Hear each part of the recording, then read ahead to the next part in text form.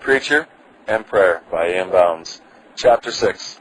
The principal cause of my leanness and unfruitfulness is owing to an unaccountable backwardness to pray. I can write, or read, or converse, or hear with a ready heart, but prayer is more spiritual and inward than any of these, and the more spiritual any duty is, the more my carnal heart is apt to start from it. Prayer and patience and faith are never disappointed. I have long since learned that if ever I was to be a minister, faith and prayer must make me one. When I can find my heart and frame in liberty for prayer, everything else is comparatively easy. Richard Newton.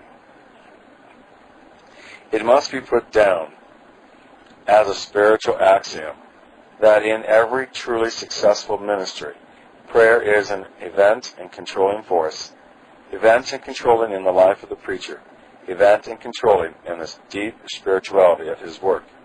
A ministry may be a very thoughtful ministry without prayer. The preacher may secure fame and popularity without prayer. The whole machinery of the preacher's life and work may be run without the oil of prayer, or with scarcely enough to grease one clod. But no ministry can be a spiritual one, securing holiness in the preacher and in his people, without prayer being made an evident and controlling force. The preacher that prays indeed puts God into the work. God does not come into the preacher's work as a matter of course or on general principalities, but he comes by prayer and special urgency. That God will be found of us in the day that we seek him with the whole heart is as true of the preacher as of the penitent. A prayerful ministry is the only ministry that brings the preacher into sympathy with the people. Prayer as essentially unites to the human as it does to the divine. A prayerful ministry is the only ministry qualified for the high offices and responsibilities of the preacher. Colleges, learning, books, theology, preaching cannot make a preacher, but praying does. The apostles' commission to preach was a blank till filled up by the Pentecost, which praying brought. A prayerful minister has passed beyond the regions of the popular, beyond the man of mere affairs of secularities, of pulpit attractiveness, passed beyond the ecclesiastical organizer or general into a sublimer and mightier region, the region of the spiritual. Holiness is the product of his work. Transfigured hearts and lives emblazon the reality of his work, its trueness and substantial nature. God is with him. His ministry is not projected on worldly or surface principles. He is deeply stored with and deeply schooled in the things of God. His long, deep communings with God about his people and the agony of his wrestling spirit have crowned him as a prince in the things of God. The iciness of the mere professional has long since melted under the intensity of his praying. The superficial results of many of ministry, the deadness of others, are to be found in the lack of praying. No ministry can succeed without much praying, and this praying must be fundamental, ever abiding, ever increasing. The text, the sermon, should be the result of prayer. The study should be bathed in prayer.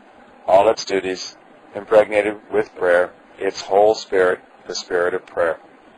I am sorry that I have prayed so little, was the deathbed regret of one of God's chosen ones, a sad and remorseful regret for a preacher. I want a life of greater, deeper, truer prayer, said the late Archbishop Tait, T-A-I-T. So may we all say, and this may we all secure. God's true preachers have been distinguished by one great feature. They were men of prayer. Differing often in many things, they have always had a common center. They may have started from different points and traveled by different roads, but they converged in one point. They were one in prayer. God to them was the center of attraction. The prayer was the path that led to God. These men prayed not occasionally, not a little at regular or at odd times, but they prayed so much that their prayers entered into and shaped their characters.